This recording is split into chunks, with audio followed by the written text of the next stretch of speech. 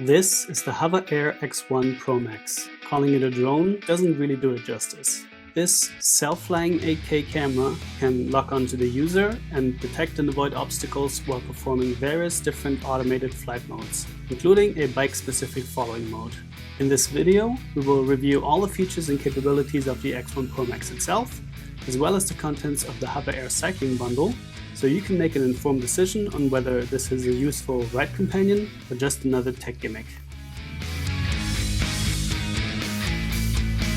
Hey, what is up? I'm Alex, this is Bottoncino Bicycles, and in the interest of transparency, I need to point out that the X1 PROMAX here was sent to us by HOVERAir for the purpose of this video. However, everything I'm going to share with you regarding its performance and usability are based on my own experience over the last few months. So let's get straight into it. HOVERAir offers two very similar looking products, the X1 Pro and the X1 Pro Max, that we'll review. While on the Pro version, you are limited to a resolution of 4K at 60 frames per second, the Pro Max can film with a resolution of up to 8K with 30 frames per second and up to 120 frames per second at 4K resolution. The other difference between the two is that the Pro Max comes with an additional sensor camera in the back for improved obstacle detection over the Pro version. To protect the rotor blades from crash damage, the rotors are enclosed in a wing-like cage made from a lightweight and durable material called HEM. HOVERAir are so confident about this material, they even give you a sample to try and break. The Pro Max features 64 GB of internal storage, plus an SD card slot to expand that capacity further. It weighs 192 grams, of which 62 grams are the battery. This allows for a maximum flight time of 16 minutes in ideal conditions. Cold temperatures, wind and other factors like going really fast will bring that number down in the real world though. Talking about going fast, the top speed at which it can fly and track you is 42 km per hour. You can of course use it like any other drone by flying it manually, but let's be honest, that's not what either of us are here for. The really exciting features are the numerous automated flight modes that it comes with. To start recording, all you need is the drone itself. Simply take it out of your pocket, fold the wings out, and select the mode you want using the drone's hard keys and display, and have it take off from the palm of your hand. Now that we've covered the basics, let's go through the different flight modes one by one. What is great is that HOVERAir keeps adding new modes, and so at the time of recording, and this may have changed by the time you're watching this, there are currently 14 automated flight modes available. First up, we've got follow mode. In this mode, the drone will fly behind you and follow along at the height and distance that you have selected, so pretty self-explanatory. You can choose between far, mid and close distance, as well as low, flat and high camera position. While in follow mode, the drone is rather generous with how it sweeps around corners and remains steady even if you're riding in wiggly lines. That changes as soon as we activate cycling mode. You can think of cycling mode as a bike-specific adaptation of follow mode. When you're out on trails or otherwise navigating your bike through tight spaces, eliminating those wide swoops left and right as you're turning reduces the crash risk for the drone, and it also creates more dynamic and immersive shots in my opinion. I found myself using both modes quite frequently when on my bike, and simply chose the mode based on the type of shot I was after. Just look at how accurately the drone follows my path in this little slalom exercise, and compare that to how stubbornly it just keeps going straight in a similar situation in follow mode. In terms of settings, you can also choose between a far, mid and close distance, but you're limited to only the flat and high camera angles. Since the X1 PROMAX is typically flying camera first towards any oncoming obstacles in these two modes, I found that it avoided potential crash risks quite reliably. However, things get a little more challenging when we move on to angle track. This mode used to be called Sidetrack and was recently renamed. The idea is that you can have the drone follow you at a fixed angle of your choosing, and not only from a 90-degree side angle profile view. It has to be said, however, that especially at biking speeds, the X1 PROMAX is somewhat loose in its interpretation of keeping a steady angle. Of course, it has to abide by the laws of physics, and very sudden changes in speed or direction are hard for a flying object to replicate instantaneously. So I understand the engineering challenge here. Nonetheless, I found that it had a tendency of falling slightly behind and settling into a slight rear angle view in most cases, independent of where I had it start recording initially. Your setting choices here are the same as in follow mode, with far, mid and close distance being available, as well as all three low, flat and high camera angles. Next up we have Dolly Track, which comes with the same 3 options for both distance and camera angle. In Dolly Track, the camera now flies in front of us, recording back towards us. That means the drone has to try and anticipate where we're about to go, which in and of itself is a lot to ask from it. It is therefore not a mode that HOVERAir recommend for biking use. You can get really cool biking shots with this mode, just don't expect the drone to always be ahead of you. It's more of a swooping from one side to the other as you change direction, and the drone tries to keep up and ends up overcorrecting. In hover mode, the drone remains in one place and the camera pans as you go by. This mode is probably the only one I was a little disappointed by.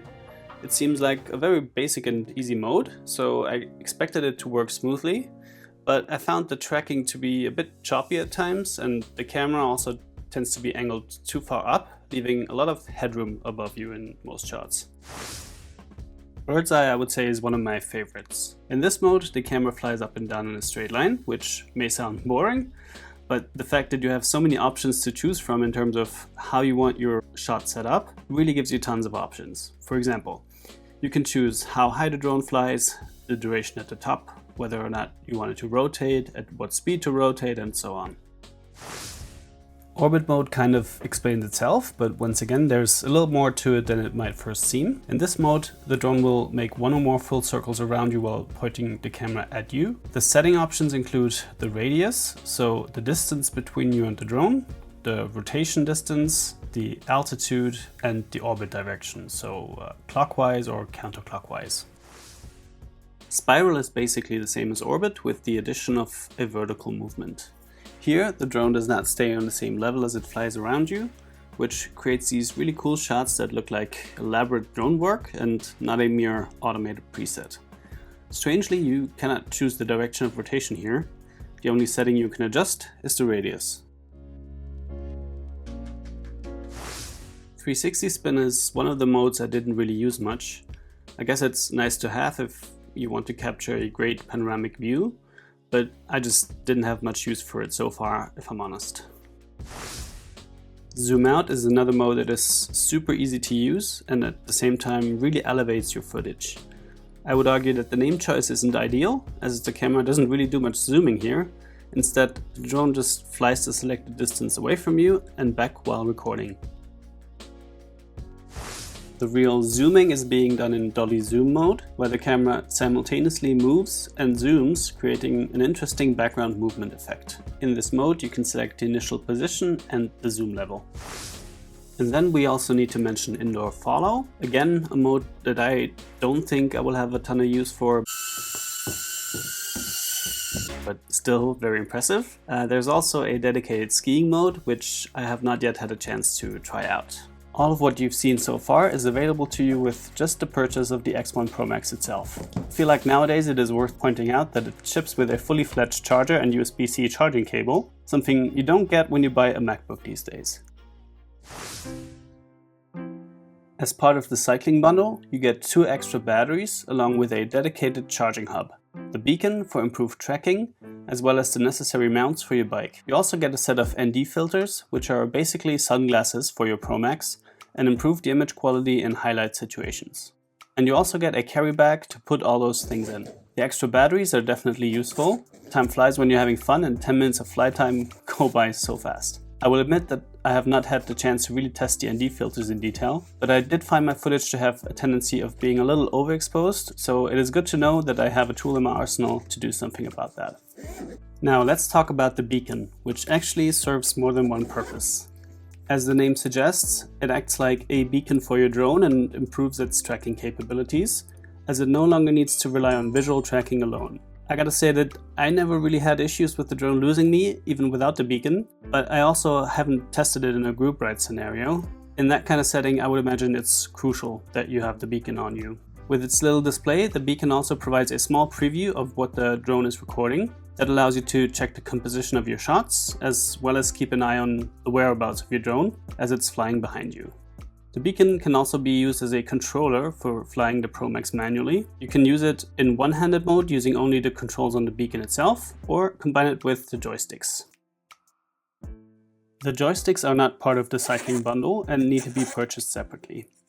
They give you the full double joystick remote control experience that you may know from standard drones, and through the inclusion of your phone in the whole setup, you also get a nice preview screen size upgrade from the beacon. What I find astonishing is how many different ways of operating the PROMAX HOVERAir provides. You can control your drone in manual mode with just your phone, just the beacon together with only the right joystick, and the fully fledged beacon, double joystick and phone setup. You could make an entire video on all the different ways to control the PROMAX in manual mode, so we won't go into all those in detail. When I used manual mode, I typically went for the full double joystick option. It gives me personally the most amount of confidence in being able to fly the drone as intended and not end up crashing, especially after having discovered that HOVERair even allows you to choose which joystick controls which type of movement, including inverting the y-axis.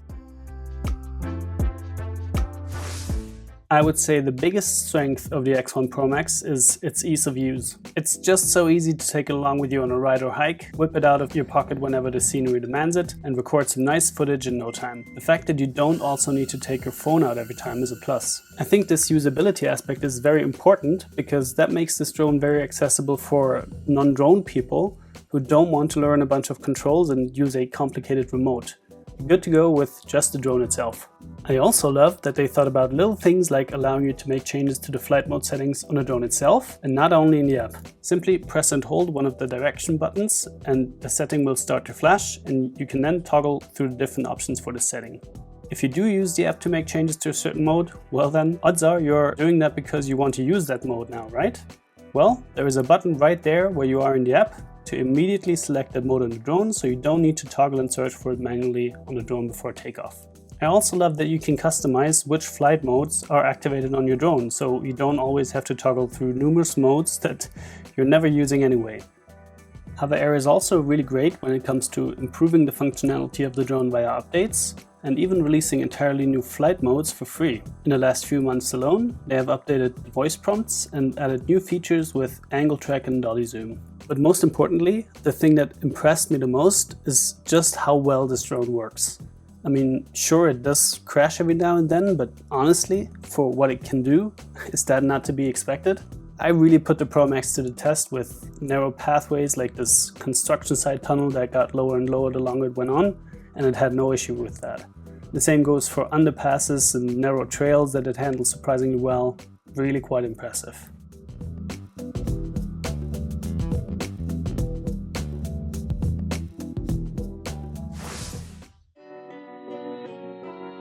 Of course, not everything is smooth sailing, and there are certain things that I wish could be improved going forward. For most flight modes, it is enough to stick out your hand once the mode has been completed and the drone will land on it. In dolly track and angle track, there is no predefined end to your recording. And the drone is also too far away from you that you could just stick your hand out underneath it to get it to land. Therefore, HOVERair have implemented a gesture command where your arms form an X over your head. That tells the drone you're done and it will come towards you, at least in theory. I found that especially when wearing a helmet, that command was not always reliably detected, resulting in more public aerobic workout sessions than I would like to admit. Sometimes though, the problem would also solve itself. When you have the PROMAX set to the high camera angle in cycling or follow mode and you're done recording, it stops and hovers quite high up in the air, waiting for your next move. Unfortunately, the X command is not implemented here at all, so the only thing you can do is get on your tippy toes and reach your hand up as high as you can, or catch the drone out of the air if you're tired of waiting. Either way, you end up with lots of recordings that look like you're begging your drone for money. Generally speaking, I was super impressed with the automated flight modes, however. Hover mode was a bit of a letdown, as I explained earlier, and in angle track mode I found it hard to really lock in a specific angle. The thing is though, I'm confident that these are things that can be improved via firmware updates. I was also a bit disappointed that there is no bird's eye follow mode, as I think that would be quite cool, maybe something to be added down the line. Lastly, we need to talk about crashes. Yes, the drone does crash every so often, especially when you push it to the limits, but honestly, I found that it crashed a lot less than I would have thought. In most cases, I could also kind of understand why it crashed. As the PROMAX doesn't have side-facing sensors, the crash risk is definitely the highest in situations where it flies sideways. Having used the X1 PROMAX for several months, I've got to say that I am well impressed. What HOVERAir have really nailed here is creating a product that is very capable and packed with tons of expert features without making it overly complicated for beginners. Yes, you can optimize your recording results with the use of ND filters, ISO and shutter speed settings if you're subscribed to Drone Dude magazine. But if you're a regular guy like me who just wants to capture some cool shots of your bike rides without much hassle, you can do that as well, and the results will likely blow you away. With the PROMAX taking virtually no time to set up, weighing hardly anything and being small enough to fit in the pockets of your clothes, it is hard to think of a reason why you wouldn't be using it all the time. And to me, that is absolutely key when it comes to the question of whether the HOVERair X1 PROMAX is worth the price tag. If after everything you've heard today, for you the answer is yes, then there's a link for you in the video description. There is no financial gain for us if you use this link, but what that will do is letting HOVERair know that you found this review helpful in making your purchasing decision.